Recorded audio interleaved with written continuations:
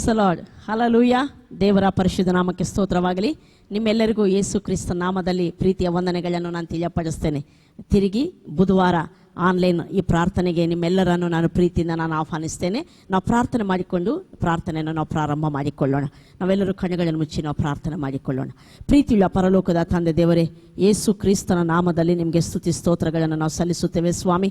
ಬುಧವಾರದ ಈ ಆನ್ಲೈನ್ ಪ್ರೇಯರ್ಗೆ ಸ್ವಾಮಿ ಕರ್ತನೆ, ಸ್ವಾಮಿ ನಿನ್ನ ಸನ್ನಿಧಿಯಲ್ಲಿ ನಾವು ಬಂದಿದ್ದೇವೆ ಕರ್ತನೆ ಅನೇಕರು ಈ ಪ್ರಾರ್ಥನೆಯಲ್ಲಿ ಜಾಯಿನ್ ಆಗಿ ನಿನ್ನ ವಾಕ್ಯವನ್ನು ಕರ್ತನೆ ಕೇಳಿ ಆಶೀರ್ವದಿಸಲ್ಪಡುವಂತೆ ನೀನು ನಡೆಸುವುದಕ್ಕಾಗಿ ನಿನ್ನ ಕೈಗೆ ನಾನು ಒಪ್ಪಿಸಿಕೊಡ್ತೇನೆ. ಈವನ್ ಕರ್ತನೆ ಆರಾಧನೆಯಲ್ಲೂ ಮತ್ತು ವಾಕ್ಯ ಭಾಗದಲ್ಲೂ ನೀನು ನಮ್ಮ ನಡೆಸುವುದಕ್ಕಾಗಿ ನಿನಗೆ ಸ್ತೋತ್ರ ಮಾಡ್ತಾ ನಿನ್ನ ಕೈಗೊಪ್ಪಿಸಿಕೊಡ್ತಾ ಯೇಸು ಕ್ರಿಸ್ತನ ನಾಮದಲ್ಲಿ ಪ್ರಾರ್ಥಿಸಿ ಬೇಡಿ ಹೊಂದಿದ್ದೇವೆ ಪ್ರೀತಿಯುಳ್ಳ ಪರಲೋಕದ ತಂದೆ, ಆಮೆನ್. ಹಲ್ಲೆಲೂಯಾ. ಈಗ ನಾವು ಕರ್ತನನ್ನು ಒಂದು ಹಾಡಾಡಿ ಸ್ತೋತ್ರ ಮಾಡೋಣ. ಆದರ್ಶ ನಮ್ಮನ್ನು ಹಾಡಲ್ಲಿ ನಡೆಸುವವರಾಗಿರ್ತಾರೆ. Hallelujah.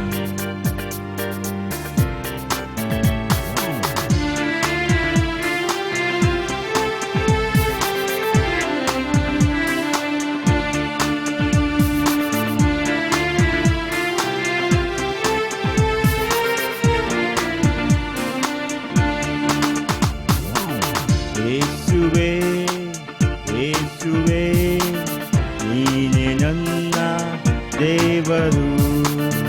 ಯೇಸುವೇ ಯೇಸುವೇ ನೀನೇ ನನ್ನ ದೇವರು. ಜೀವವುಳ್ಳ ದೇವರು ನೀನು, ಅದ್ಭುತ ನಡೆಸುವ ರಕ್ಷಕ ನೀನು. ಜೀವವುಳ್ಳ ದೇವರು ನೀನು, ಅದ್ಭುತ ನಡೆಸುವ ರಕ್ಷಕ ನೀನು. ಯೇಸುವೇ ಯೇಸುವೇ ನೀನೆ ನನ್ನ ದೇಗಳ ಸೇರಿ. ಯೇಸುವೇ ಯೇಸುವೇ ನೀನೆ ನನ್ನ ದೇವರು.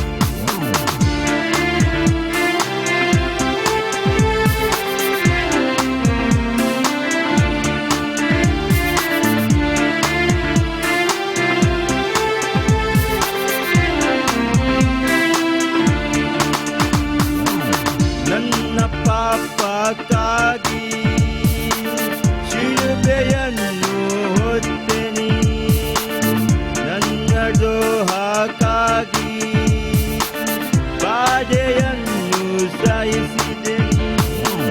ನನ್ನ ಪಾಪಕ್ಕಾಗಿ ಶಿಲುಬೆಯನ್ನು ಹೊತ್ತೆನಿ, ನನ್ನ ದ್ರೋಹಕ್ಕಾಗಿ ಬಾಧೆಯನ್ನು ಸಹಿಸಿದೆನಿ.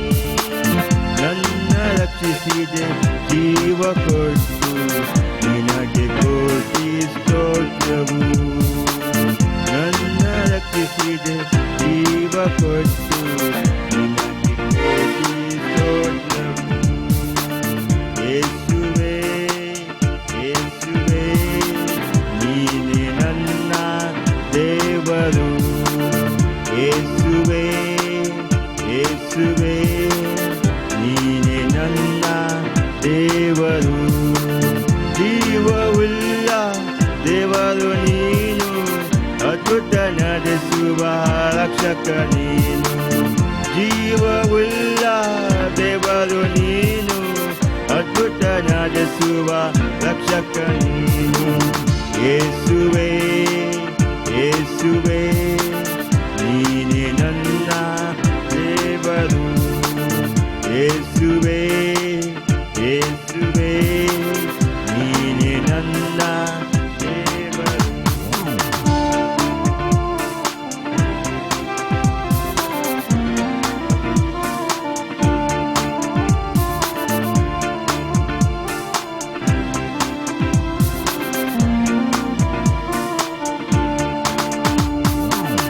ಏನು ಅಲ್ಲದ ನನ್ನ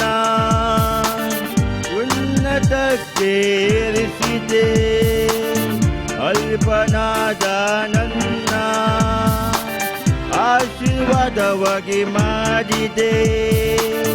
ಏನು ಅಲ್ಲದ ನನ್ನ ಉನ್ನತಕ್ಕೆ ಏರಿಸಿದೆ, ಅಲ್ಪನಾದ ನನ್ನ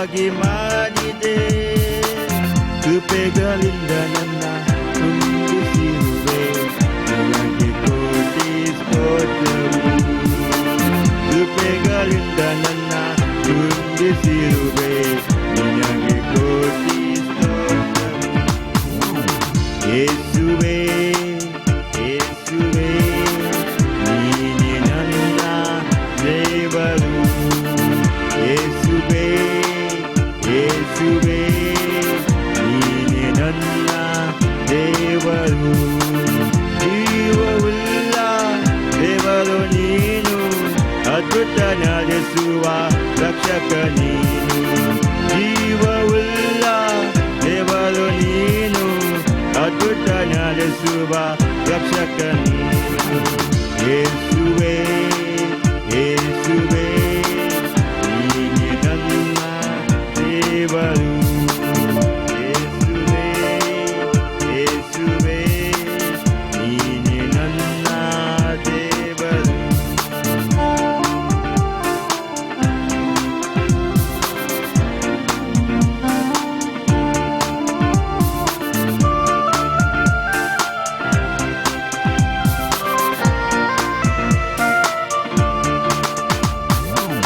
ಜೀವವುಳ್ಳ ದಿನವೆಲ್ಲ ನಿನ್ನೆ ನಾ ಸುತ್ತಿಸುವೆ ಮಾಡಿದ ಮೇಲುಗಳ ನೆನೆದು ನಿನ್ನನೆ ಆರಾಧಿಸುವೆ ಜೀವವುಳ್ಳ ದಿನವೆಲ್ಲ ನಿನ್ನೆ ನಾ ಸುತ್ತಿಸುವೆ ಮಾಡಿದ ಮೇಲುಗಳ ನೆನೆದು ನಿನ್ನ ಆರಾಧಿಸುವೆ ನಿನ್ನಲ್ಲೇ ಬಾಳುವೆ ಕೊನೆಯವರೆಗೂ ನಿನಗೆ ಕೋಟಿ ಸ್ತೋತ್ರವು ನಿನ್ನಲ್ಲೇ ಬಾಳುವೆ ಕೊನೆಯವರೆಗೂ ನಿನಗೆ ಕೋಟಿ ಸ್ತೋತ್ರವು ಯೇಸುವೇ ಯೇಸುವೇ ನೀನೆ ನನ್ನ ದೇವರು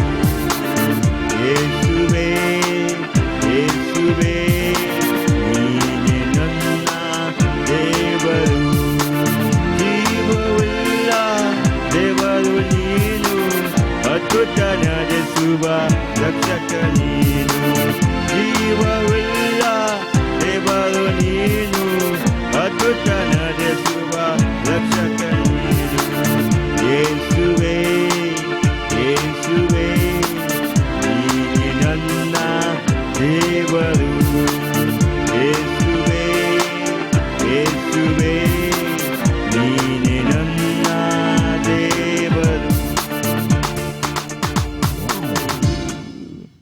Hallelujah. Hallelujah Praise the Lord. Praise the lord. God is good. ದೇವರು ಒಳ್ಳೆಯವನು. God is good all the time. ದೇವರು ಯಾವಾಗಲೂ ಒಳ್ಳೆಯವನಾಗಿದ್ದಾನೆ. The word of God says that ದೇವರ ವಾಕ್ಯವು ಹೇಳ್ತೈತೆ faith cometh by hearing and hearing the word of God. ನಂಬಿಕೆ ಕೇಳುವುದರಿಂದ ಬರುತ್ತದೆ, ಕ್ರಿಸ್ತನ ವಾಕ್ಯವನ್ನು ಕೇಳುತ್ತಾ ಇರುವುದರಿಂದ ಬರುತ್ತದೆ. Today I am so happy to be here to share the word of God once again. ಇನ್ನೊಂದು ಸಾರಿ ನಿಮ್ಮ ಮಧ್ಯದಲ್ಲಿ ದೇವರ ವಾಕ್ಯವನ್ನು ಹಂಚಿಕೊಳ್ಳಿಕ್ಕೆ ನಾನು ತುಂಬಾ ಸಂತೋಷವುಳ್ಳವನಾಗಿದ್ದೇನೆ. Today I want to talk about believing for miracle. ಈ ದಿನ ಅದ್ಭುತಗಳಿಗಾಗಿ ನಂಬುವಂಥದ್ದು ಎಂಬುದರ ಕುರಿತು ಮಾತಾಡಲಿಕ್ಕಿದ್ದೇನೆ. Let us turn to Hebrews chapter 11 verse 11 to 12. ನಾವೆಲ್ಲರೂ ನಮ್ಮ ಸತ್ಯವೇದವನ್ನು ಹಿಬ್ರಿಯರಿಗೆ ಬರೆದ ಪತ್ರಿಕೆ 11ನೇ ಅಧ್ಯಾಯ 11ನೇ ವಚನದಿಂದ 14 ತನಕ 11-12 ವಚನಗಳನ್ನು ನಾವು ಓದಿಕೊಳ್ಳೋಣ. By faith Sarah herself received power to conceive even when she was past the age, since she considered him faithful who had promised. Therefore from one man, and him as a good as that, were born descendants as many as the stars of heaven, and as many as innumerable kinds of the sea, sand by the seashore. ಇದಲ್ಲದೆ ಸಾರಳು ವಾಗ್ದಾನ ಮಾಡಿದ ಆತನನ್ನು ನಂಬತಕ್ಕವನೆಂದೆಣಿಸಿ ತಾನು ಪ್ರಾಯ ಮೀರಿದವಳಾಗಿದ್ದರೂ ನಂಬಿಕೆಯಿಂದಲೇ ಗರ್ಭವತಿಯಾಗುವುದಕ್ಕೆ ಶಕ್ತಿಯನ್ನು ಹೊಂದಿದಳು. ಆದದರಿಂದ ಮೃತಪ್ರಾಯವಾಗಿದ್ದ ಒಬ್ಬನಿಂದ ಆಕಾಶದ ನಕ್ಷತ್ರಗಳಂತೆಯೂ ಸಮುದ್ರದ ತೀರದಲ್ಲಿರುವ ಹುಸುಬಿನಂತೆಯೂ ಅಸಂಖ್ಯಾಕವಾಗಿ ಮಕ್ಕಳು ಹುಟ್ಟಿದರು. Amen. Amen. Here, author is talking about. ಇಲ್ಲಿ ಭಕ್ತನು ಹೇಳ್ತಿರುವಂತ ಸಂಗತಿ ಏನೆಂದರೆ, First, he says that definition of faith. ಈ ಒಂದು ಪತ್ರಿಕೆ ಬರೆದಂತ ವ್ಯಕ್ತಿ ಈ ಒಂದು ಅಧ್ಯಾಯದ ಪ್ರಾರಂಭದಲ್ಲಿ ನಂಬಿಕೆಯ ಅರ್ಥವೇನು ಆತನು ಹೇಳ್ತಿದ್ದಾನೆ. And he says how faith works. ಅದ ನಂತರ ನಂಬಿಕೆ ಹೇಗೆ ಕೆಲಸ ಮಾಡ್ತೈತೆ ಎಂಬುದನ್ನು ಹೇಳ್ತಿದ್ದಾನೆ. And he quoted Old Testament personalities one by one. ಅದ ನಂತರ ಹಳೆ ಒಡಂಬಡಿಕೆಯ ನಂಬಿಕೆ ವೀರರನ್ನು ಕುರಿತು ಒಬ್ಬರ ನಂತರ ಒಬ್ಬರನ್ನಲ್ಲಿ ಪಟ್ಟಿ ಮಾಡ್ತಾ ಇದ್ದಾನೆ. He wants to teach us from Old Testament personalities is faith. ಆತನು ಹಳೆ ಒಡಂಬಡಿಕೆಗೆ ಸೇರಿರುವಂತ ವ್ಯಕ್ತಿಗಳ ಕುರಿತು ನಮಗೆ ಹೇಳುತ್ತಾ ನಂಬಿಕೆಯನ್ನು ಆತನು ನಮಗೆ ಕಲಿಸಿಕೊಡ್ತಿದ್ದಾನೆ. He is a New Testament author, comes from Old Testament background, and he knows finished work of Jesus Christ. That's why he wanted to teach New Testament truths for Jewish converts. ಇಲ್ಲಿ ನಾವು ನೋಡ್ತೇವೆ ಈ ಪತ್ರಿಕೆಯನ್ನು ಬರೆದಂತ ಭಕ್ತನು ಹಳೆ ಒಡಂಬಡಿಕೆಗೆ ಸೇರಿರುವಂತಹ ವ್ಯಕ್ತಿ, ಆ ಹಿನ್ನೆಲೆಯನ್ನು ಹೊಂದಿರುವಂತಹ ವ್ಯಕ್ತಿ. ಮತ್ತಷ್ಟು ಮಾತ್ರವಲ್ಲ, ಮತ್ತು ಯೇಸು ಕ್ರಿಸ್ತನಲ್ಲಿ ದೇವರು ಮಾಡಿ ಮುಗಿಸಿರುವಂತಹ ಕಾರ್ಯದ ಬಗ್ಗೆ, ಶಿಲುಬೆಯಲ್ಲಿ ಆತನ ಸಾಧಿಸಿರುವಂತಹ ಕಾರ್ಯದ ಬಗ್ಗೆ ತಿಳಿದಿರುವಂತಹ ವ್ಯಕ್ತಿ. ಆದ್ದರಿಂದಲೇ ಈತನು ಹೊಸ ಒಡಂಬಡಿಕೆ ಸತ್ಯವನ್ನು ಹಳೆ ಒಡಂಬಡಿಕೆಯ ದೃಷ್ಟಾಂತದಿಂದ ಆತನು ಬೋಧಿಸ್ತಾ ಇರುವಂತ ಆತನಾಗಿದ್ದಾನೆ. Before 2 weeks I started the new subject on Abraham. ಕಳೆದ 2 ವಾರಗಳಿಂದ ನಾವು ಅಬ್ರಹಾಮನ ಕುರಿತಾಗಿ ಮತ್ತು ಹೊಸ ಸಂಗತಿಯನ್ನು ನಾವು ಧ್ಯಾನ ಮಾಡಲಿಕ್ಕೆ ಪ್ರಾರಂಭಿಸಿದ್ದೇವೆ. First we looked the call of Abraham. First ಆತನ ಜೀವನದಲ್ಲಿ ಆತನ ಕರೆ, ಅಬ್ರಹಾಮನ ಕರೆ, ಅದರ ಕುರಿತು ನಾವು ಧ್ಯಾನ ಮಾಡಿದೆವು. Abraham is in this world. We are lost in idolatry, we are lost in darkness, we are lost in sin, but all of a sudden the God of glory appeared to our father Abraham. ನಾವು ನೋಡ್ತೇವೆ, ಅಬ್ರಹಾಮನು ಈ ಲೋಕದಲ್ಲಿ ಕತ್ತಲಲ್ಲಿ ಜೀವಿಸುವವನಾಗಿ ವಿಗ್ರಹಾರಾಧನೆ, ಪಾಪ ಮತ್ತು ಅನೇಕವಾದಂಥ ದೇವರ ವಿಷಯದ ಅಜ್ಞಾನದಿಂದ ಆತನು ನಾಶವಾಗಿದ್ದಂಥ ಸಮಯದಲ್ಲಿ ದೇವರು ಆತನಿಗೆ ಪ್ರಭಾವ ಸ್ವರೂಪನಾದ ದೇವರು ಆತನಿಗೆ ಪ್ರತ್ಯಕ್ಷನಾದನು. When God of glory appeared to our father Abraham, he began to understand the knowledge of God. ಯಾವಾಗಾದ್ರೆ ನಮ್ಮ ಪಿತೃವಾದಂಥ ಅಬ್ರಹಾಮನಿಗೆ ಪ್ರಭಾವ ಸ್ವರೂಪನಾದ ದೇವರು ಪ್ರತ್ಯಕ್ಷನಾದನೋ ಆತನು ದೇವರ ಕುರಿತಾದಂಥ ಸತ್ಯವನ್ನು ಗ್ರಹಿಸಿಕೊಳ್ಳಿಕ್ಕೆ ಆತನು ಪ್ರಾರಂಭಿಸಿದ. He began to see nature of God and excellencies of God. ಆತನು ದೇವರ ಪ್ರಭಾವವನ್ನು, ದೇವರ ಸ್ವಭಾವವನ್ನು ಆತನು ತಿಳ್ಕೊಳ್ಳಿಕ್ಕೆ ಆತನು ಪ್ರಾರಂಭಿಸಿದ. That's the first stage of faith. ಅದುವೇ ಎಲ್ಲರ ಜೀವನದಲ್ಲಿ ನಂಬಿಕೆಯ ಮೊದಲ ಮೆಟ್ಟಲಾಗಿದೆ. Second stage. ಎರಡನೇ ಒಂದು ಹಂತ, after being come out of from sinful life, ಯಾವಾಗ ಕ್ರಿಸ್ತನಲ್ಲಿ ನಂಬಿಕೆಯಿಟ್ಟವರಾಗಿ ಪಾಪದ ಜೀವಿತದಿಂದ ಹೊರಗೆ ಬಂದ ನಂತರ we met certain challenges. ನಾವು ಅನೇಕ ವಿಧವಾದಂತ ಚಾಲೆಂಜಸ್ ಅನ್ನು, ಸಮಸ್ಯೆಗಳನ್ನು ನಾವು ಎದುರುಗೊಳ್ಳುವಂತವರಾಗಿರ್ತೇವೆ. And Abraham learned that God is the one who supplier of his needs. ಅಂತ ಸಂದರ್ಭಗಳನ್ನು ಆತನ ಅಬ್ರಹಾಮನು ಎದುರುಗೊಂಡಾಗ ಆ ಪರಿಸ್ಥಿತಿಗಳಲ್ಲಿ ದೇವರೇ ತನ್ನ ಮೂಲಾಧಾರವಾಗಿದ್ದಾನೆ ಮತ್ತು ತನ್ನ ಎಲ್ಲ ಅಗತ್ಯಗಳನ್ನು ಪೂರೈಸುವಾತನೆಂಬುದಾಗಿ ಆತನು ಕಲಿತುಕೊಂಡ. In the midst of famine, God can supply his needs. He learned about that. ಅಷ್ಟು ಮಾತ್ರವಲ್ಲ, ನಾವು ನೋಡ್ತೇವೆ ಅಂತ ಒಂದು ಬರಗಾಲದ ಸಮಯದಲ್ಲಿ ದೇವರು ತನ್ನ ಆಧಾರವಾಗಿದ್ದು ತನ್ನ ಎಲ್ಲ ಅಗತ್ಯಗಳನ್ನು ನೋಡಿಕೊಳ್ಳುವಾತನಾಗಿದ್ದಾನೆಂಬುದಾಗಿ ಆ ಪರಿಸ್ಥಿತಿಯಲ್ಲಿ ಆತನು ಕಲಿಸಲ್ಪಟ್ಟ. Now today I want to talk sometime I talk about the third stage. ಈ ದಿನ ನಾನು ಮೂರನೇ ಹಂತ, ಅಬ್ರಹಾಮನ ಜೀವನದ ಮೂರನೇ ಹಂತದ ಬಗ್ಗೆ ನಾನು ಹೇಳಿಕ್ಕೆ ಹೋಗ್ತೇನೆ. Abraham believing for miracle. ಅಬ್ರಹಾಮನು ತನ್ನ ಜೀವನದಲ್ಲಿ ಅದ್ಭುತಗಳಿಗಾಗಿ ಆತನು ನಂಬಿಕೆ ಇಟ್ಟನು. Let us turn to Genesis chapter 15. ನಾವೆಲ್ಲರೂ ನಮ್ಮ ಸತ್ಯವೇದವನ್ನು ಆದಿಕಾಂಡ 15ನೇ ಅಧ್ಯಾಯ and verse 1 to 5. 1ನೇ ವಚನದಿಂದ 5ನೇ ವಚನ ತನಕ ನಾವು ಓದೋಣ. ಈ ಸಂಗತಿಗಳು ನಡೆದ ಮೇಲೆ ಅಬ್ರಾಮನಿಗೆ ದರ್ಶನದಲ್ಲಿ ಯೆಹೋವನ ವಾಕ್ಯ ಉಂಟಾಯಿತು. ಏನೆಂದರೆ, ಅಬ್ರಾಮನೇ, ಭಯಪಡಬೇಡ, ನಾನು ನಿನಗೆ ಗುರಾಣಿಯಾಗಿದ್ದೇನೆ, ನಿನಗೋಸ್ಕರ ಅತ್ಯಧಿಕ ಬಹುಮಾನವು ಇಟ್ಟದೆ ಎಂಬುದೇ. ಅದಕ್ಕೆ ಅಬ್ರಾಮನು, ಕರ್ತನಾದ ಯೆಹೋವನೇ, ನನಗೆ ಏನು ಕೊಟ್ಟರೇನು? ನಾನು ಸಂತಾನವಿಲ್ಲದವನಾಗಿ ಹೋಗುವನೇ ಆದ್ದರಿಂದ ನನ್ನ ಆಸ್ತಿಯೆಲ್ಲ ದಮಸ್ಕದ ಎಲಿಯೇಜರನ ಪಾಲಾಗುವುದಲ್ಲ ಅಂದನು.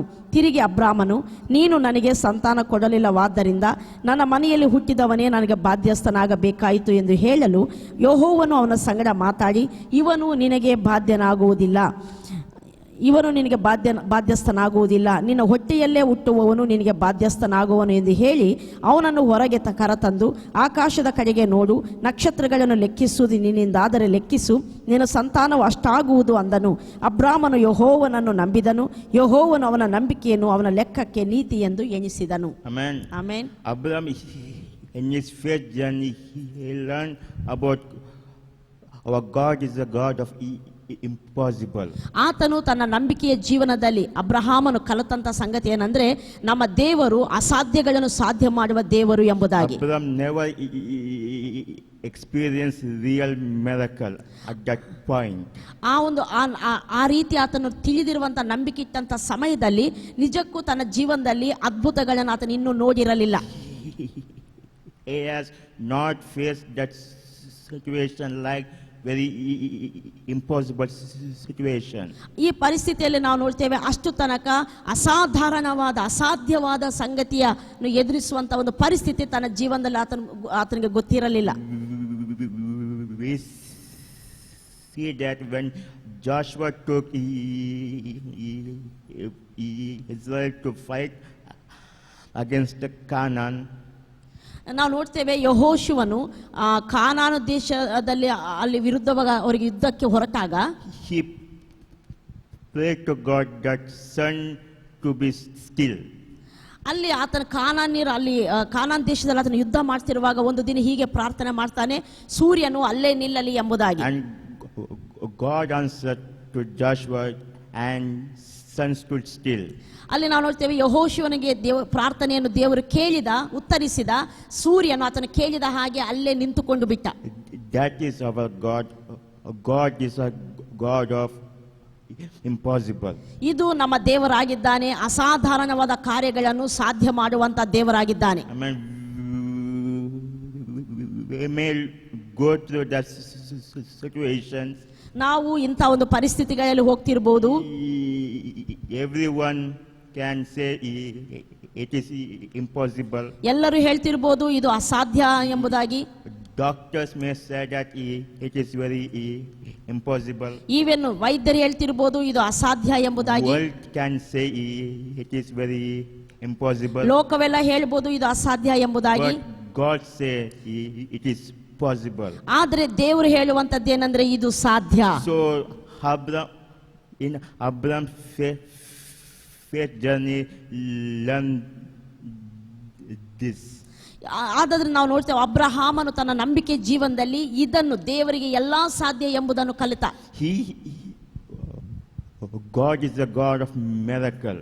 ನಮ್ಮ ದೇವರು ಅದ್ಭುತಗಳನ್ನು ಮಾಡುವ ದೇವರಾಗಿದ್ದಾನೆ. He can do anything. ಆತನು ಏನಾದರೂ ಮಾಡಬಲ್ಲ. Abraham and Sarah is not perfect people. Abraham ಮತ್ತು ಸಾರಾ ಇವರಿಬ್ಬರು ಸಹ ನಾವು ನೋಡುವಾಗ ಇವರೇನು ಪರಿಪೂರ್ಣವಾದ ವ್ಯಕ್ತಿಗಳೇನು ಅಲ್ಲ. As we are. ನಾವು ನಮ್ಮ ಹಾಗೆ ಅವರು ಸಹ. Amen. Amen. Bible is the most sincere book that never come across. ನಾವು ನೋಡ್ತೇವೆ ನಾವು ಧ್ಯಾನಿಸ್ತಿರುವಂತಹ ಸತ್ಯವೇದ ಬಹಳ ಪ್ರಾಮಾಣಿಕವಾದ ಗ್ರಂಥವಾಗಿದೆ. ನಾವೆಲ್ಲೂ ಸಹ ಇಂಥ ಪುಸ್ತಕವನ್ನು ನೋಡ್ಲಿಕ್ಕಿಲ್ಲ. It doesn't hide man's fault. ಈ ಪುಸ್ತಕ ಎಲ್ಲೂ ಸಹ ಮಾನವನ ಸೋಲುಗಳನ್ನು ಬಲಹೀನತೆಗಳನ್ನು ಮರೆಮಾಚುವುದಿಲ್ಲ. It reveals the fall. ಈ ಒಂದು ಪುಸ್ತಕ ಮನುಷ್ಯನ ಬೀಳುವಿಕೆಯನ್ನು ಪ್ರಕಟಗೊಳಿಸಿದೆ. It reveals the restoration of man. ಅಷ್ಟು ಮಾತ್ರ ಬಿದ್ದಂತ ಮನುಷ್ಯನ ಪುನಃಸ್ಥಾಪನೆಯನ್ನು ಸಹ ಇದು ತಿಳಿಸುವಂತದ್ದಾಗಿದೆ. Bible is the most sincere book. ಈ ಇರುವಂತ ಎಲ್ಲಾ ಗ್ರಂಥಗಳಲ್ಲಿ ಸತ್ಯವೇದ ಅನ್ನುವಂಥದ್ದು ಅತಿ ಪ್ರಾಮಾಣಿಕವಾದ ಪುಸ್ತಕವಾಗಿದೆ. Then so God came near to Abraham. ಇಲ್ಲಿ ನಾವು ನೋಡ್ತೇವೆ ದೇವರು ಅಬ್ರಹಾಮನ ಬಳಿಗೆ ಬಂದ. In that situation, Abraham was 99 years old. ಯಾವಾಗ ದೇವರು ಆತನ ಹತ್ರ ಬಂದನೋ ಆ ಸಮಯದಲ್ಲಿ ಅಬ್ರಹಾಮನು 99 ವರ್ಷದವನಾಗಿದ್ದಾನೆ. And Sarah was 90 years old. ಆ ಸಮಯದಲ್ಲಿ ಆತನ ಹೆಂಡತಿಯಾದ ಸಾರಳು ಸಹ 90 ವರ್ಷದ ಪ್ರಾಯದವಳಾಗಿದ್ದಾಳೆ. But God promised Abraham, I will give a child for you. ಅಂತ ಪರಿಸ್ಥಿತಿಯಲ್ಲಿ ದೇವರು ಅಬ್ರಹಾಮ್ಗೆ ಹೇಳುವಂತದ್ದೇನೆಂದರೆ ನಿನಗೆ ನಾನು ಸಂತಾನವನ್ನು ಕೊಡುತ್ತೇನೆ. But before we see that in chapter 15, ನಾವು 15ನೇ ಅಧ್ಯಾಯದಲ್ಲಿ ನಾವು ನೋಡಿದಾಗ Abraham is crying to God. Abraham ದೇವರು ಇಲ್ಲಿ ಅಬ್ರಹಾಮನು ದೇವರ ಬಳಿಯಲ್ಲಿ ಕೂಗ್ತಿದ್ದಾನೆ. Lord, you made me rich. ದೇವರೇ ನೀನು ನನ್ನನ್ನು ಶ್ರೀಮಂತನಾಗಿ ಮಾಡಿದೆ. But I have no children. ಆದರೆ ನನಗೆ ಮಕ್ಕಳಿಲ್ಲದವನಾಗಿ ಹೋಗಿದ್ದೇನೆ. This rich is going to Eliezer of Damascus. ನೀನು ನನಗೆ ಕೊಟ್ಟಂತ ಎಲ್ಲಾ ಶ್ರೀಮಂತಿಕೆ ಇದು ಎಲಿಯೇಜರನಾದಂತ ದಮಸ್ಕದವನಾದಂತ ಎಲಿಯೇಜರನಿಗೆ ಸೇರ್ತೈತೆ. I have no descendants. ನನಗೆ ನನ್ನ ಆಸ್ತಿಯನ್ನು ಅನುಭವಿಸುವಂತ ಬಾಧ್ಯಸ್ಥನೇ ಇಲ್ಲ. What you will do for me? ನೀನು ನನಗೋಸ್ಕರ ಏನು ಮಾಡುತ್ತಿ? And then God said to Abraham, ಆಗ ಯೆಹೋವನು ಅಬ್ರಹಾಮನ ಸಂಗಡ ಮಾತಾಡಿ, look towards heaven and number the stars. ಆಕಾಶದ ಕಡೆಗೆ ನೋಡು, ನಕ್ಷತ್ರಗಳನ್ನು ಲೆಕ್ಕಿಸುವುದು ನಿನ್ನಿಂದಾದರೆ ಲೆಕ್ಕಿಸು. If you are able to number them, ನೀನು ಅವುಗಳನ್ನು ಲೆಕ್ಕಿಸುವುದಾದರೆ, then he said to them,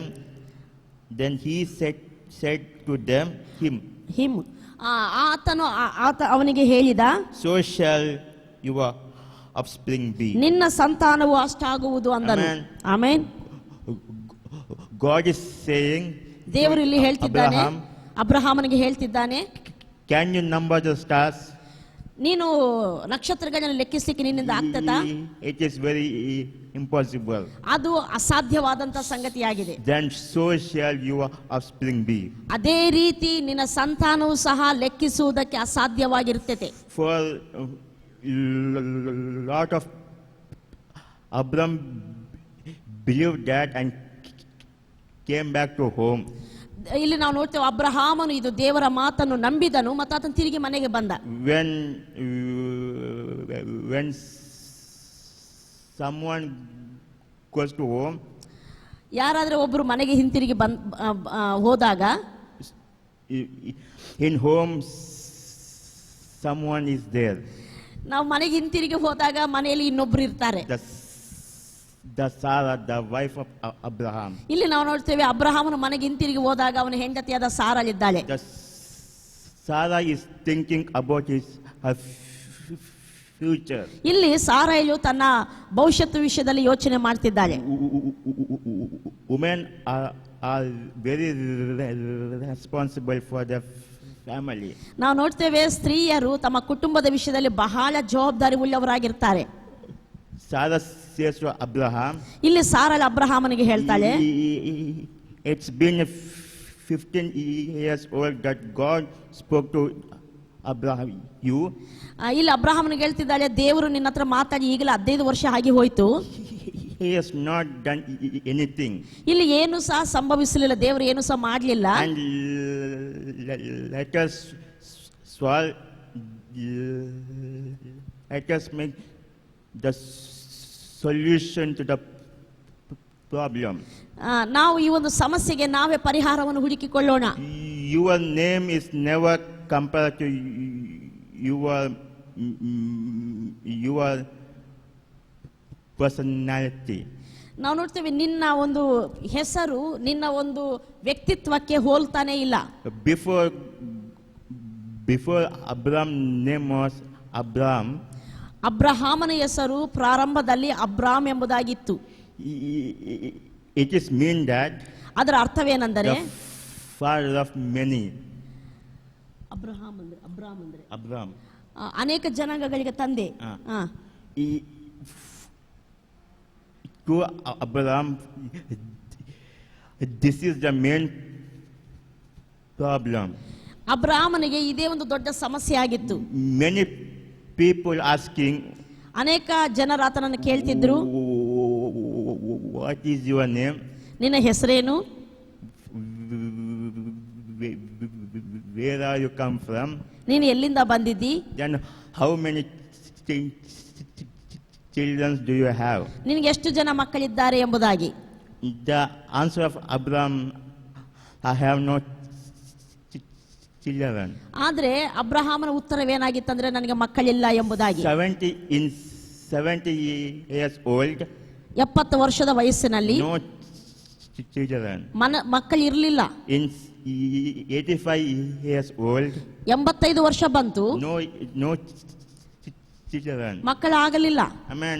Amen. God promised to Abraham, I will make a great nation. ಆದ್ರೆ ದೇವರ ವಾಗ್ದಾನ ಅಬ್ರಹಾಮನಿಗಿತ್ತು, ಅದೇನೆಂದರೆ ನಿನ್ನ ದೊಡ್ಡ ಜನಾಂಗವನ್ನಾಗಿ ಮಾಡ್ತೇನೆ ಎಂಬುದಾಗಿ. And Sarah telling to Abraham, go and marry Egyptian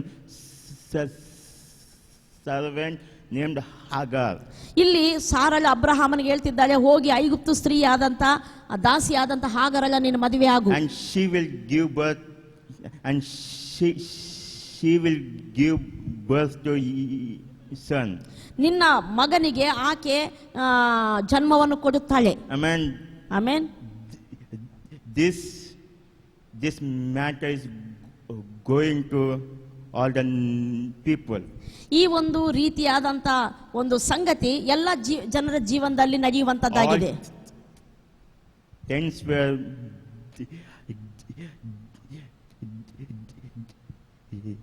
discussing about that. ಇಲ್ಲಿ ಈ ಒಂದು ಸಂಭಾಷಣೆ ಅದರ ಕುರಿತು ಅವರ ಮಧ್ಯದಲ್ಲಿ ನಡೀತಾನೆ ಇತ್ತು. Abraham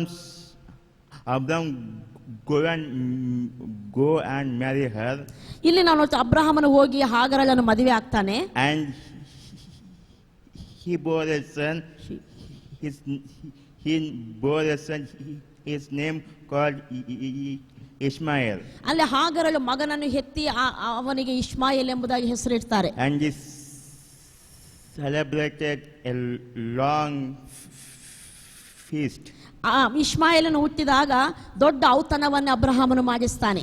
He thought God would bless Ishmael. ಆತನು ಹೀಗೆ ಯೋಚನೆ ಮಾಡಿದ, ದೇವರು ಇಷ್ಮಾಯೇಲನನ್ನೇ ಆಶೀರ್ವದಿಸ್ತಾನೆ ಎಂಬುದಾಗಿ. God thought after 13 years of silence, ನಾವು ನೋಡ್ತೇವೆ 13 ವರ್ಷಗಳು ದೇವರು ಮೌನವಾಗಿದ್ದದ ನಂತರ, when Abraham was 86 years old, Ishmael is born. ನಾವು ನೋಡ್ತೇವೆ ಅಬ್ರಹಾಮನಿಗೆ 86 ವರ್ಷ ವಯಸ್ಸಿದ್ದಾಗ ಇಷ್ಮಾಯೇಲನು ಹುಟ್ಟಿದ. You can remember in chapter 15. ನೀವು 15ನೇ ಅಧ್ಯಾಯವನ್ನು ನೀವು ಜ್ಞಾಪಕ ಇರಬಹುದು ನಿಮಗೆ. Pleading to God. ಇಲ್ಲಿ ಅಬ್ರಹಾಮನು ದೇವರಿಗೆ ಮೊರೆ ಇಡ್ತಿದ್ದಾನೆ. You make me rich. ನೀನು ನನ್ನನ್ನು ಧನವಂತನಾಗಿ ಮಾಡಿದೆ. But I have no children. ಆದರೆ ನನಗೆ ಮಕ್ಕಳಿಲ್ಲ ಎಂಬುದಾಗಿ. Amen. Amen. After God promised to him. ಇಲ್ಲಿ ನಾವು ನೋಡ್ತೇವೆ ದೇವರು ಆತನಿಗೆ ವಾಗ್ದಾನ ಮಾಡಿದ ನಂತರ. And he thought that Ishmael his promise. ಅದ ನಂತರ ಅದಕ್ಕಾಗಿಯೇ ಅಬ್ರಹಾಮನ ಎಣಿಸಿದ ಇಷ್ಮಾಯೇಲನೇ ದೇವರ ವಾಗ್ದಾನದ ಫಲ ಎಂಬುದಾಗಿ. We say that ಇದನ್ನು ನಾವು ಇಲ್ಲಿ ನೋಡ್ತೇವೆ. in Genesis chapter 17, ಆದಿಕಾಂಡ 17ನೇ ಅಧ್ಯಾಯದಲ್ಲಿ verse 1 to 6. 1ರಿಂದ 6ನೇ ವಚನದ ತನಕ.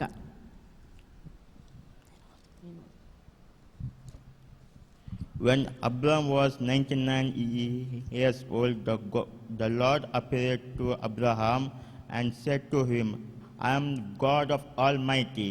Walk before me and be blameless, that I may make you covenant between me and you, and may multiply you greatly. Then Abram fell on his face, and God said to him, Behold, my covenant is with you, and you shall be the father of multitudes of nations, and no longer shall your name be called Abraham, but your name shall be Abraham, for I have made you the father of multitude of nations. I will make you exceedingly fruitful, and I will make you into nation, and kings shall come from you. ಅಬ್ರಾಮನು 99 ವರ್ಷದವನಾದಾಗ ಯೆಹೋವನು ಅವನಿಗೆ ದರ್ಶನ ಕೊಟ್ಟು, ನಾನು ಸರ್ವಶಕ್ತನಾದ ದೇವರು, ನನಗೆ ನಡುಕೊಂಡು ದೋಷವಿಲ್ಲದವನಾಗಿರು, ನಾನು ನಿನ್ನ ಸಂಗಡ ಒಡಂಬಡಿಕೆ ಮಾಡಿಕೊಳ್ಳುತ್ತೇನೆ, ಅತ್ಯಧಿಕವಾದ ಸಂತತಿಯನ್ನು ಕೊಡುವೆನು ಅಂದನು. ಅಬ್ರಾಮನು ಅಡ್ಡ ಬೀಳಲು ದೇವರವನ ಸಂಗಡ ಮಾತಾಡಿ, ನಾನಂತೂ ನಿನಗೆ ವಾಗ್ದಾನ ಮಾಡುತ್ತೇನೆ, ಏನೆಂದರೆ ನೀನು ಅನೇಕ ಜನಾಂಗಗಳಿಗೆ ಮೂಲ ಪುರುಷನಾಗುವಿ, ಇನ್ನು ಮುಂದೆ ನೀನು ಅಬ್ರಹಾಂ ಎಂದು ನಿನಗೆ ಹೆಸರಿರುವುದಿಲ್ಲ, ನಿನ್ನನ್ನು ಅನೇಕ ಜನಾಂಗಗಳಿಗೆ ಮೂಲ ಪಿತೃವಾಗಿ ನೇಮಿಸಿರುವುದರಿಂದ ನಿನಗೆ ಅಬ್ರಹಾಂ ಎಂದು ಹೆಸರಿರುವುದು, ನಿನಗೆ ಅತ್ಯಧಿಕವಾದ ಸಂತಾನವನ್ನು ಕೊಡುವೆನು, ನಿನ್ನಿಂದ ಜನಾಂಗಗಳು ಉತ್ಪತ್ತಿಯಾಗಿ ಅರಸರು ಹುಟ್ಟುವರು, ನಿನಗೂ ನಿನ್ನ ಸಂತತಿಗೂ ದೇವರಾಗಿರುವೆನು. And here God is telling right opposite of Abraham's thinking. ಇಲ್ಲಿ ಅಬ್ರಹಾಮನ ಯೋಚನೆಗೆ ತದ್ವಿರುದ್ಧವಾಗಿ ದೇವರು ಇಲ್ಲಿ ಮಾತನಾಡ್ತಾ ಇದ್ದಾನೆ. Abraham says to God, ಅಬ್ರಹಾಮನು ಇಲ್ಲಿ ದೇವರಿಗೆ ಹೇಳಿದ, how can I bear a child of I am 199 years old. ನಾನೀಗ 99 ವರ್ಷದವನಾಗಿದ್ದೇನೆ, ನನಗೆ ಹೇಗೆ ಮಕ್ಕಳಾಗ್ತಾರೆ ಎಂಬುದಾಗಿ. Amen. Amen. Abraham thought Ishmael his promise. ಅಬ್ರಹಾಮನು ಎಣಿಸಿದ ಇಷ್ಮಾಯೇಲನೇ ತನ್ನ ವಾಗ್ದಾನದ ಮಗ ಎಂಬುದಾಗಿ. Why God delay to give son to Abraham? ನಾವಿಲ್ಲಿ ಅರ್ಥ ಮಾಡಿಕೊಳ್ಬೇಕು, ದೇವರು ಯಾಕೆ ಅಬ್ರಹಾಮನಿಗೆ ಸಂತಾನವನ್ನು ಕೊಡುವುದರಲ್ಲಿ ಆಲಸ್ಯ ಮಾಡಿದ. God wanted to him become a real old. ಇಲ್ಲಿ ಅಬ್ರಹಾಮನು ನಿಜಕ್ಕೂ ಮುದುಕನಾಗುವುದನ್ನು ಆತನು ಬಯಸಿದ. But even in 85 years old, he can bear the child. ನಾವು ನೋಡ್ತೇವೆ ಅಬ್ರಹಾಮನು 85 ವರ್ಷದವನಾದಾಗ ಸಹ ಮಕ್ಕಳನ್ನು ಹೆತ್ತುವಂತ ಬಲ ಅವನಿಗಿತ್ತು. When you are doing something, ನೀನು ಏನಾದರೂ ಮಾಡ್ತಿರುವಾಗ God stopped doing something. ದೇವರು ಮಾಡುವಂತದ್ದನ್ನು ಆತ ನಿಲ್ಲಿಸಿ ಬಿಡ್ತಾನೆ. When you stop doing something, ನೀನು ನೀನೇ ಕಾರ್ಯ ಮಾಡುವುದನ್ನು ನೀನು ನಿಲ್ಲಿಸಿದಾಗ God starts doing something. ದೇವರು ಆಗ ತನ್ನ ಕಾರ್ಯ ಮಾಡಲಿಕ್ಕೆ ಪ್ರಾರಂಭಿಸುವ ಆತನಾಗಿರ್ತಾನೆ. And Abraham said to God, "You bless Ishmael, you raise a great nation through him." ಈ ಅಧ್ಯಾಯದಲ್ಲಿ ನಾವು ನೋಡ್ತೇವೆ, ಅಬ್ರಹಾಮನು ದೇವರಿಗೆ ಹೇಳ್ತಾನೆ, ನೀನು ಇಷ್ಮಾಯೇಲನನ್ನೇ ಆಶೀರ್ವಾದ ಮಾಡು, ಅವನಿಂದಲೇ ದೇಶ ನಿನ್ನ ವಾಗ್ದಾನ ನೆರವೇರಲಿ ಎಂಬುದಾಗಿ. And Genesis chapter 17 verse 19. ನಾವು ನೋಡ್ತೇವೆ, ನಾವು ನೋಡೋಣ ಆದಿಕಾಂಡ 17ನೇ ಅಧ್ಯಾಯ 19ನೇ ವಚನ. God said no. ದೇವರು ಹೇಳ್ತಾನೆ ಹಾಗಲ್ಲ. But Sarah, your wife, shall bear you a son, and you shall call his name Isaac. ನಿನ್ನ ಪತ್ನಿಯಾದ ಸಾರಳಲ್ಲಿಯೇ ನಿನಗೆ ಮಗನು ಹುಟ್ಟುವನು, ಅವನಿಗೆ ಇಸ್ಸಾಕನೆಂದು ಹೆಸರಿಡಬೇಕು. In our thinking we are limited. ನಮ್ಮ ಆಲೋಚನೆಗಳಲ್ಲಿ ನಾವು ಪರಿಮಿತಿ ಉಳ್ಳವರಾಗಿದ್ದೇವೆ. God is unlimited. ಆದರೆ ದೇವರು ಅಪರಿಮಿತವಾದವನಾಗಿದ್ದಾನೆ. God is the one who never do adjustment, and likewise you were got under Ishmael, and I will bless him. ಅಬ್ರಹಾಮನು ಕೇಳಿದ ಹಾಗೆ ಇಷ್ಮಾಯೇಲನನ್ನು ಆಶೀರ್ವದಿಸಿ ಅವನೇ ಇವನ ವಾಗ್ದಾನ ಪುತ್ರ ಎಂಬುದಾಗಿ ಈ ರೀತಿ ದೇವರು ಎಂದಿಗೂ ಸಹ adjustment ಮಾಡಿಕೊಳ್ಳುವಂತಾತನಲ್ಲ. While God created this earth, ದೇವರು ಈ ಭೂಮಿಯನ್ನು ಸೃಷ್ಟಿ ಮಾಡಿದಾಗ he given the best to man. ದೇವರು ಮನುಷ್ಯನಿಗೆ ಅತ್ಯುತ್ತಮವಾದದ್ದನ್ನು ಅನುಗ್ರಹ ಮಾಡಿದ್ದಾನೆ. Given all things best to man. ಎಲ್ಲ ಸಂಗತಿಗಳು ಸಹ ಅತ್ಯುತ್ತಮವಾದ ರೀತಿಯಲ್ಲಿ ಆತನು ಕೊಟ್ಟಿದ್ದಾನೆ. Even in material life and in physical life, he given best to man. ಭೌತಿಕ ಜೀವಿತದಲ್ಲಿ ಮತ್ತು ವಸ್ತು ಪರವಾದ ವಿಷಯದಲ್ಲಿ ಸಹ ದೇವರು ಮನುಷ್ಯನಿಗೆ ಅತ್ಯುತ್ತಮವಾದದ್ದನ್ನೇ ಕೊಟ್ಟಾತನಾಗಿದ್ದಾನೆ. And he is not adjusting God. ಆತನು ಎಂದಿಗೂ ಸಹ ಇದು ಪರವಾಗಿಲ್ಲ, ಅದು ಕೊಡ್ಲಿಕ್ಕಾಗಲಿಲ್ಲ, ಇದು ಕೊಡುವ ಎಂಬುದಾಗಿ ಈ ರೀತಿ ಅಡ್ಜಸ್ಟ್ ಮಾಡುವ ಆತನಲ್ಲ. He is Almighty God. ಆತನು ಸರ್ವಶಕ್ತನಾದ ದೇವರು. He can do anything for you. ಆತನು ನಿನಗೋಸ್ಕರ ಏನು ಬೇಕಾದರೂ ಮಾಡ ಶಕ್ತನಾಗಿದ್ದಾನೆ. But Abraham laughed unto God. ಆದ್ರೆ ಇಲ್ಲಿ ಅಬ್ರಹಾಮನು ದೇವರ ಕಡೆ ನೋಡಿ ಆತನ ನಗುತ್ತಾನೆ. Even though Abraham's love, God never changes his mind. ಈಗ ಇಲ್ಲಿ ನಾವು ನೋಡಿದ ಅಬ್ರಹಾಮನು ನಕ್ಕಿದಾಗ್ಯೂ ಸಹ ದೇವರು ತನ್ನ ಮನಸ್ಸನ್ನು ಆತನು ಬದಲಾಯಿಸಿಕೊಳ್ಳಲೇ ಇಲ್ಲ. Before God appears to Abraham in 17th chapter. ನಾವು 17ನೇ ಅಧ್ಯಾಯದಲ್ಲಿ ಇಲ್ಲಿ ದೇವರು ಅಬ್ರಹಾಮನಿಗೆ ಪ್ರತ್ಯಕ್ಷನಾದಾಗ he thought God would bless Abraham, Ishmael. ಇಲ್ಲಿ ಅಬ್ರಹಾಮನಿಗೆ ದೇವರು ಪ್ರತ್ಯಕ್ಷನಾದಾಗ ಅಬ್ರಹಾಮನ ಎನಿಸ್ತಾನೆ ಇಷ್ಮಾಯೇಲನನ್ನು ದೇವರು ಆಶೀರ್ವಾದ ಮಾಡ್ತಾನೆ ಎಂಬುದಾಗಿ. But God says, ಆದ್ರೆ ದೇವರು ಹೇಳ್ತಾನೆ, so someone will be born to you, he will become the heir. ನಿನಗೆ ನಿನ್ನಿಂದ ಹುಟ್ಟಿದವನೇ ನಿನಗೆ ಬಾಧ್ಯಸ್ಥನಾಗ್ತಾನೆ ಎಂಬುದಾಗಿ. Our God is never changes. ನಮ್ಮ ದೇವರು ಎಂದಿಗೂ ಬದಲಾಗುವವನಲ್ಲ. Our God is never changes his mind or purpose. ಆತನ ಉದ್ದೇಶವಾಗಲಿ ಆತನ ಉದ್ದೇಶದ ವಿಷಯದಲ್ಲಿ ಆತನ ಮನಸ್ಸಾಗಲಿ ಆತನ ಎಂದಿಗೂ ಬದಲಾಯಿಸಿಕೊಳ್ಳುವವನಲ್ಲ. He has not forgotten his purpose on you. ನಿನ್ನ ವಿಷಯದಲ್ಲಿ ಆತನ ಉದ್ದೇಶವನ್ನು ಆತನ ಎಂದಿಗೂ ಮರೆತು ಹೋಗುವವನಲ್ಲ.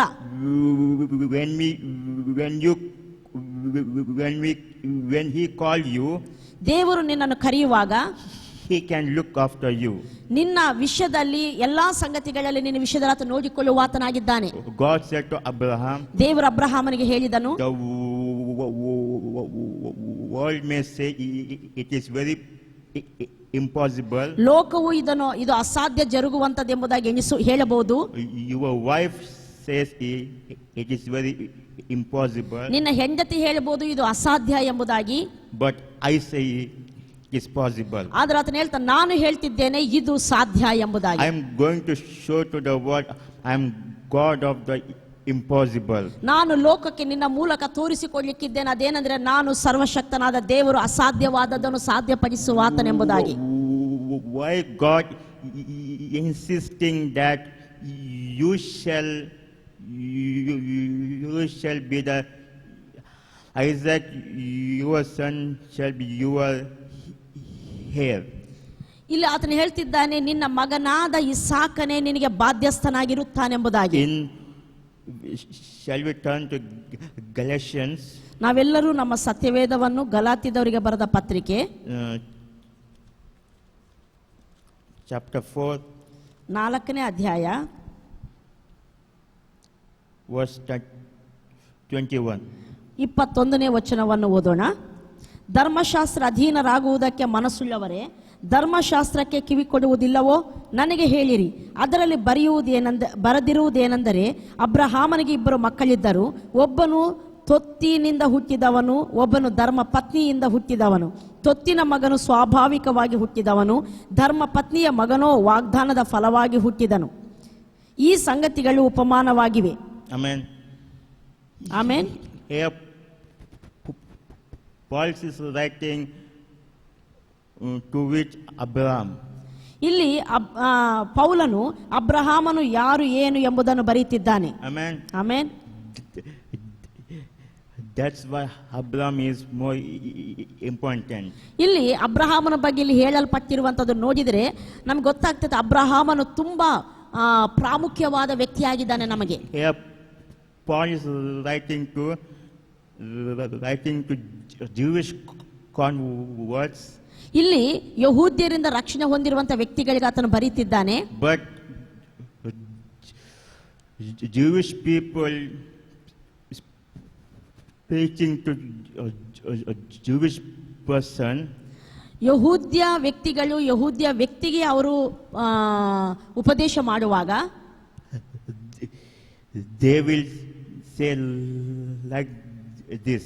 ಅವರು ಹೀಗೆ ಹೇಳ್ತಾರೆ, You may be took baptism, ನೀನು ದೀಕ್ಷಾಸನ ತಗೊಂಡಿರ್ಬೋದು, but you should fulfill the law of demand. ನೀವು ಧರ್ಮಶಾಸ್ತ್ರ ಹೇಳುವಂತಹ ಸಂಗತಿಗಳನ್ನು ಸಹ ಮಾಡಬೇಕು ಎಂಬುದಾಗಿ. And here Paul is writing that ಆದ್ದರಿಂದ ಆ ಸಂದರ್ಭದಲ್ಲಿ ಪೌಲನ್ ಇದನ್ನು ಬರೀತಿದ್ದಾನೆ.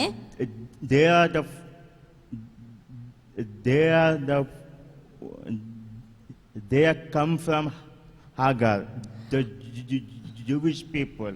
ಆತನ ಯಹೂದ್ಯರ ಧರ್ಮಶಾಸ್ತ್ರ ಅವಲಂಬಿಗಳ ಬಗ್ಗೆ ಆತನು ಹೇಳ್ತಿರುವಂತಹ ಮಾತೇನೆಂದ್ರೆ, ಅವರು ಹಾಗರಿಂದ ಹುಟ್ಟಿದವರನ್ನು ಸೂಚಿಸುತ್ತಿದ್ದಾರೆ ಎಂಬುದಾಗಿ.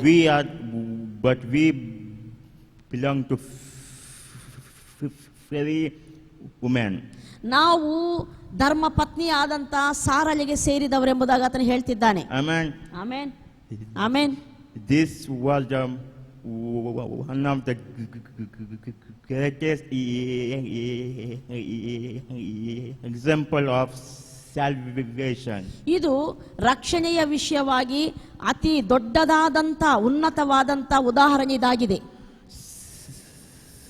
Salvation has not come from our wisdom. ರಕ್ಷಣೆ ಅನ್ನುವಂಥದ್ದು ನಮ್ಮ ಸ್ವಂತ ಜ್ಞಾನದಿಂದ ಬುದ್ಧಿಯಿಂದ ಬರುವಂತದ್ದಲ್ಲ. Salvation is not come from our power. ನಮ್ಮ ಶಕ್ತಿಯಿಂದ ರಕ್ಷಣೆ ಬರುವಂತದ್ದಲ್ಲ. Salvation is not come from our doing. ನಾವು ಏನೋ ಕಾರ್ಯಗಳು ಮಾಡುವುದರಿಂದ ರಕ್ಷಣೆ ನಮಗೆ ಸಿಗುವಂತದ್ದಲ್ಲ. Salvation is the complete work of God and by faith alone and grace alone. ನಾವು ನೋಡ್ತೇವೆ, ರಕ್ಷಣೆ ಅನ್ನುವಂಥದ್ದು ಕೇವಲ ದೇವರ ಕೆಲಸವಾಗಿದೆ. ಅದನ್ನು ನಂಬಿಕೆಯ ಮೂಲಕ ನಾವು ಕೃಪೆಯಿಂದಲೇ ಹೊಂದಿಕೊಳ್ಳುವಂತವರಾಗಿರ್ತೇವೆ. We cannot produce salvation by our power. ನಮ್ಮ ಶಕ್ತಿಯಿಂದ ನಾವು ರಕ್ಷಣೆಯನ್ನು ನಾವು ಉತ್ಪತ್ತಿ ಮಾಡುವವರಲ್ಲ. We cannot produce our salvation by our cleverness. ನಮ್ಮ ಬುದ್ಧಿವಂತಿಕೆಯಿಂದ ಜ್ಞಾನದಿಂದ ನಾವು ರಕ್ಷಣೆಯನ್ನು ಉತ್ಪತ್ತಿ ಮಾಡುವವರಲ್ಲ. salvation is completely is work of God. ರಕ್ಷಣೆ ಅನ್ನುವಂಥದ್ದು ಕೇವಲ ದೇವರ ಕೆಲಸವಾಗಿದೆ.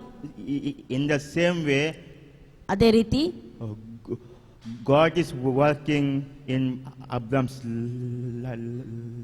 life. ಅದೇ ರೀತಿ ಇಲ್ಲಿ ಅಬ್ರಹಾಮನ ಜೀವನದಲ್ಲಿ ಸಹ ದೇವರು ಕಾರ್ಯ ಮಾಡ್ತಿದ್ದಾನೆ. When the people say impossible, ಜನರು ಯಾವಾಗಾದ್ರೂ ಇದು ಅಸಾಧ್ಯ ಎಂಬುದಾಗಿ ಹೇಳ್ತಾರೋ, when he lost the strength to bear a child, ಮಗುವನ್ನು ಹೆತ್ತುವಂತ ಶಕ್ತಿ ಆತನಲ್ಲಿ ಕಳೆದು ಹೋಗಿದೆಯೋ, when Sarah is missed his age, ಆಕೆ ತನ್ನ ಗರ್ಭವನ್ನು ಧರಿಸುವಂತ ಕಾಲ ಆಕೆ ಜೀವನದಲ್ಲಿ ಕಳೆದು ಹೋಯಿತು. now God is working on his behalf. ಈಗ ದೇವರು ಅವರ ಪಕ್ಷದಲ್ಲಿ ಅವರಿಗೋಸ್ಕರ ಕಾರ್ಯ ಮಾಡಲಿಕ್ಕೆ ಪ್ರಾರಂಭಿಸಿದ್ದಾನೆ. But in the same way, salvation is like that. ಅದೇ ರೀತಿ ರಕ್ಷಣೆ ಸಹ ಅದೇ ರೀತಿ ಇರುವಂತದ್ದಾಗಿದೆ. Salvation is not from manpower. ರಕ್ಷಣೆ ಅನ್ನುವಂಥದ್ದು ಮನುಷ್ಯನ ಶಕ್ತಿಯಿಂದಲ್ಲ, Salvation is from God. ರಕ್ಷಣೆ ಯೆಹೋವನಿಂದಲೇ, ದೇವರಿಂದಲೇ. Then Abraham thinks that ಆಗ ಅಬ್ರಹಾಮನು ಯೋಚನೆ ಮಾಡಿದ, I may do circus before God.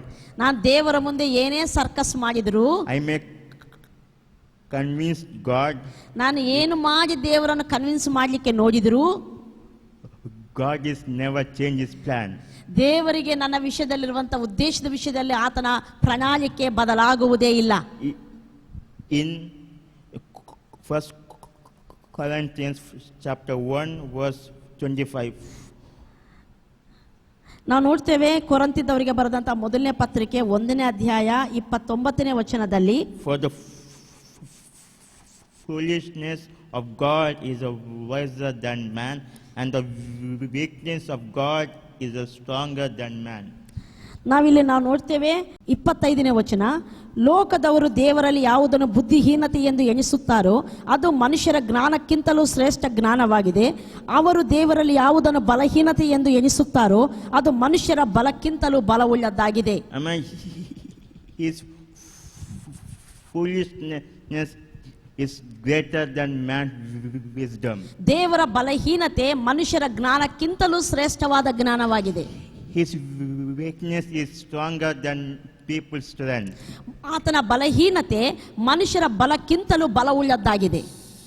So many people laugh at Abraham when God told your name will be called Abraham. ಜನರು ಯಾವಾಗಾದ್ರೆ ದೇವರು ಅಬ್ರಾಮನ ಹೆಸರನ್ನು ಬದಲಾಗಿಸಿ ಅಬ್ರಹಾಂ ಎಂಬುದಾಗಿ ಹೇಳಿದನೋ ಜನರು ನಗಾಡ್ಲಿಕ್ಕೆ ಪ್ರಾರಂಭಿಸಿದ್ರು. Abraham now he is fully convinced. ಹೀಗೆ ಈ ಸಂಭಾಷಣೆ ದೇವರೊಂದಿಗೆ ಆದ ನಂತರ ಅಬ್ರಹಾಮನು ಈಗ ಪೂರಾ ದೇವರ ಚಿತ್ತದ ಶಕ್ತಿಯ ವಿಷಯದಲ್ಲಿ ಆತನು ಪೂರಾ ಕನ್ವಿನ್ಸ್ ಆತನು ಒಪ್ಪಿಕೊಂಡಿರುವಂತ ಆತನಾಗಿದ್ದಾನೆ. He is the one who able to give the child for me. ಆತನು ಹೀಗೆ ಆತನು ಪೂರಾ ದೇವರಲ್ಲಿ ಭರವಸೆ ಇಟ್ಟಿದ್ದಾನೆ. ಅದೇನಂದ್ರೆ ಆತನು ನನಗೆ ಮಗನನ್ನು ಕೊಡ್ಲಿಕ್ಕೆ ಶಕ್ತನಾಗಿದ್ದಾನೆ ಎಂಬುದಾಗಿ. When you stop working, ಯಾವಾಗಾದ್ರೆ ನೀನು ಕೆಲಸ ಮಾಡುವುದನ್ನು ನಿಲ್ಲಿಸಿ ಬಿಡುತ್ತೀಯೋ God starts working. ದೇವರು ತನ್ನ ಕೆಲಸವನ್ನು ನಿನ್ನಲ್ಲಿ ಮಾಡಲಿಕ್ಕೆ ಪ್ರಾರಂಭಿಸುವ ಆತನಾಗಿರ್ತಾನೆ. God told Noah to build an ark. ನಾವು ನೋಡ್ತೇವೆ ನೋಹನಿಗೆ ದೇವರು ನಾವೇನು ಕಟ್ಟಲಿಕ್ಕೆ ಹೇಳಿದಾಗ So many people laugh at Noah. ನೋವನ ಕಡೆ ಅನೇಕರು ನೋಡಿ ನಗಾಡಿದ್ರು. And at last, ಆದರೆ ಅಂತ್ಯದಲ್ಲಿ ನಾವು ನೋಡ್ತೇವೆ that was a disaster. ಅಲ್ಲಿ ಅಂತ್ಯದಲ್ಲಿ ಅವರು ನಾಶವಾದರೆಂಬುದಾಗಿ ನಾವು ನೋಡ್ತೇವೆ. No one listened to Noah. No one listened to Noah. ಯಾರು ಸಹ ನೋಹನ ಮಾತನ್ನು ಕೇಳಿಸಿಕೊಳ್ಳಲಿಲ್ಲ, ನಂಬಲಿಲ್ಲ. No one listened to Abraham. ಇಲ್ಲಿ ಸಹ ಅಬ್ರಹಾಮನ ವಿಷಯದಲ್ಲಿ ಸಹ ಅಬ್ರಹಾಮನ ಮಾತನ್ನು ಯಾರು ನಂಬಲಿಲ್ಲ. No one believed God's ways, but Abraham believed God's ways. ದೇವರು ಯಾರು ಏನು ಎಂಬುದಾಗಿ ಯಾರು ನಂಬಲಿಲ್ಲ, ಬಟ್ ಅಬ್ರಹಾಮನು ದೇವರನ್ನು ನಂಬಿದನು. He is almighty. ಈ ಆತನು ಸರ್ವಶಕ್ತನೆಂಬುದಾಗಿ. In the same way, ಅದೇ ರೀತಿ you may go through various problems like Abraham go. ಅಬ್ರಹಾಮನು ಹೋದಂತ ರೀತಿಯಲ್ಲಿ ನೀನು ಸಹ ಅನೇಕ ಸಮಸ್ಯೆಗಳಲ್ಲಿ, ಚಾಲೆಂಜಸ್ ಅಲ್ಲಿ ಹೋಗ್ತಾ ಇರಬಹುದು. We may laugh at God. You may laugh at God. ದೇವರ ವಿಷಯದಲ್ಲಿ ನೀನು ನಗಾಡ್ತಾ ಇರಬಹುದು. But at one point you will fully convinced to God. Amen. Promises. ಆದರೆ ಒಂದು ಸಮಯ ಬರ್ತೈತೆ ನಿನ್ನ ಜೀವನದಲ್ಲಿ, ಆ ಸಮಯದಲ್ಲಿ ದೇವರು ನಿನಗೆ ಮಾಡಿರುವಂತಹ ವಾಗ್ದಾನದ ವಿಷಯದಲ್ಲಿ ನೀನು ಪೂರಾ ಭರವಸೆ ಇಡುವ ವ್ಯಕ್ತಿಯಾಗಿರ್ತೀಯ. At that point your faith is high. ಆ ಸಮಯ ಬಂದಾಗ ನಿನ್ನ ನಂಬಿಕೆ ಉನ್ನತಕ್ಕೆ ಏರುವಂತದ್ದಾಗಿರ್ತದೆ. Because he is not normal God, because he is God Almighty. ಆತನು ಮನುಷ್ಯನಂತೆ ಸಾಮಾನ್ಯವಾದವನಲ್ಲ, ಆತನು ಸರ್ವಶಕ್ತನಾದ ದೇವರಾಗಿದ್ದಾನೆ. But he is a almighty God. ಆತನು ಸರ್ವಶಕ್ತನಾದ ದೇವರಾಗಿದ್ದಾನೆ. He can do anything and he can create nothing to something. ನಾವು ಆತನು ಏನಾದ್ರೂ ಮಾಡಬಲ್ಲ, ಇಲ್ಲದವುಗಳಿಂದ ಇರುವುದಾಗಿ ಎಲ್ಲವನ್ನು ಮಾಡಬಲ್ಲ. Amen. Amen. God bless you. ದೇವರು ನಿನ್ನನ್ನು ಆಶೀರ್ವದಿಸಲಿ. ಹಲ್ಲೆಲೂಯಾ. ದೇವರ ನಾಮಕ್ಕೆ ಸ್ತೋತ್ರವಾಗಲಿ. ಅಬ್ರಹಾಮನ ಜೀವಿತದ ಬಗ್ಗೆ ಕಳೆದ 2 ವಾರಗಳು, ಇದು 3ನೇ ವಾರ ನಾವು ಧ್ಯಾನ ಮಾಡ್ತಾ ಇದ್ದೇವೆ. ಅಬ್ರಹಾಮನ ನಂಬಿಕೆ ಜೀವಿತದಲ್ಲಿ 4 ಹಂತಗಳು ಇದ್ದಾವೆಂಬುದಾಗಿ ಪ್ರಾರಂಭದಲ್ಲಿ ಆದರ್ಶ ಹೇಳಿದ್ದ. ಅದರಲ್ಲಿ ಮೊದಲನೇದಾಗಿ ಅಬ್ರಹಾಮನ ಕರೆ, ಎರಡನೇದಾಗಿ ಅಬ್ರಹಾಮನ ಬರಗಾಲ, ಮೂರನೇದಾಗಿ ಅದ್ಭುತಗಳಲ್ಲಿ ಆತನ ದೇವರ ಅದ್ಭುತಗಳಿಗಾಗಿ ಆತನ ನಂಬಿಕೆ ಇಡುವಂಥದ್ದು. ಈ ನಂಬಿಕೆಯಲ್ಲಿ ನಾವು ನೋಡಿದೆವು, ಅಬ್ರಹಾಮನು ತನಗೆ ಬಲ ಇರುವ ತನಕ ಆತನು ದೇವರ ವಾಗ್ದಾನದ ವಿಷಯದಲ್ಲಿ ಪೂರಾ ಭರವಸೆ ಬಿಡ್ಲಿಕ್ಕೆ ಆಗಲಿಲ್ಲ. ಆಗಾಗ ಆತನ ಚಂಚಲ ಚಿತ್ತನಾಗ್ತಾ ಇದ್ದ. ಆದರೆ ಒಂದು ಸಮಯ ಬಂತು, ದೇವರು ಎಷ್ಟು ಮಾತ್ರಕ್ಕೆ ಅಡ್ಜಸ್ಟ್ ಆಗದೆ ತನ್ನ ನಿಲುವಿನಲ್ಲಿ ಆತ ನಿಂತುಕೊಂಡು ತನ್ನ ವಾಗ್ದಾನ ನೆರವೇರ್ತತೆ, ನಿನ್ನ ಪತ್ನಿಯಿಂದಲೇ ನಿನ್ನ ವಾಗ್ದಾನ ಪುತ್ರ ಬರ್ತಾನೆ ಎಂಬುದಾಗಿ ಆತನು ಹೇಳ್ತಾ ಬಂದ. ಒಂದು ಸಮಯ ಬಂದಾಗ ಅಬ್ರಹಾಮನು ದೇವರು ವಾಗ್ದಾನದ ವಿಷಯದಲ್ಲಿ ಪೂರಾ ಭರವಸೆ ಬಿಡ್ಲಿಕ್ಕೆ ಆತನ ಶಕ್ತನಾದ.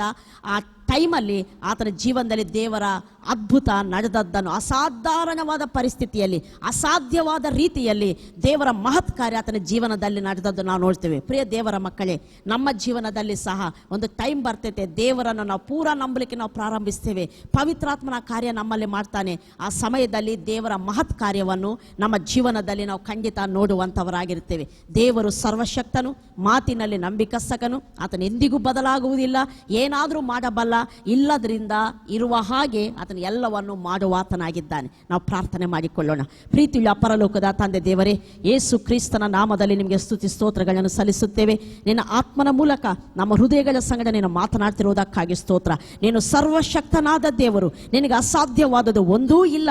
ನೀನು ಏನಾದರೂ ಮಾಡಬಲ್ಲೆ. ನಿನ್ನ ವಾಕ್ಯವು, ವಾಗ್ದಾನವು ಏನು ಹೇಳ್ತೈತೋ ಅದು 100% ಅದು ಹೇಳಿದ ರೀತಿಯಲ್ಲೇ ನೆರವೇರಿಸಲಿಕ್ಕೆ ನೀನು ಶಕ್ತನಾಗಿದ್ದಿ ಎಂಬುದಾಗಿ. ಅಪ್ಪ, ನಿನ್ನ ನಾಮಕ್ಕೆ ಸ್ತೋತ್ರ. ನಿನ್ನ ವಾಗ್ದಾನ ನೆರವೇರಲಿಕ್ಕೆ ನಮ್ಮ ಪರಿಸ್ಥಿತಿಗಳು ಅನುಕೂಲವಾಗಿ ಇಲ್ಲದಿದ್ರೂ ಸಹ ಸ್ವಾಮಿ ಕರ್ತನೆ, ಅಂತ ಅಸಾಧ್ಯವಾದ ಪರಿಸ್ಥಿತಿಗಳಲ್ಲೂ ಸಹ ವಾಗ್ದಾನವನ್ನು ನೆರವೇರಿಸಲಿಕ್ಕೆ ನೀನು ಶಕ್ತನಾಗಿರುವುದಕ್ಕಾಗಿ ನಿನ್ನ ನಾಮಕ್ಕೆ ಸ್ತೋತ್ರ ಸ್ವಾಮಿ. ಈ ರೀತಿ ಅಬ್ರಹಾಮನ ಹಾಗೆ ನಮ್ಮ ಜೀವನದಲ್ಲಿ ನಿನ್ನ ವಾಗ್ದಾನಗಳ ವಿಷಯದಲ್ಲಿ, ನಿನ್ನ ಆಶೀರ್ವಾದಗಳ ವಿಷಯದಲ್ಲಿ ಪೂರಾ ಭರವಸವಿಡುವಂತ ಒಂದು ಸ್ಥಿತಿಗೆ ನಮ್ಮನ್ನು ತರುವುದಕ್ಕಾಗಿ ನಿನ್ನ ನಾಮಕ್ಕೆ ಸ್ತೋತ್ರ.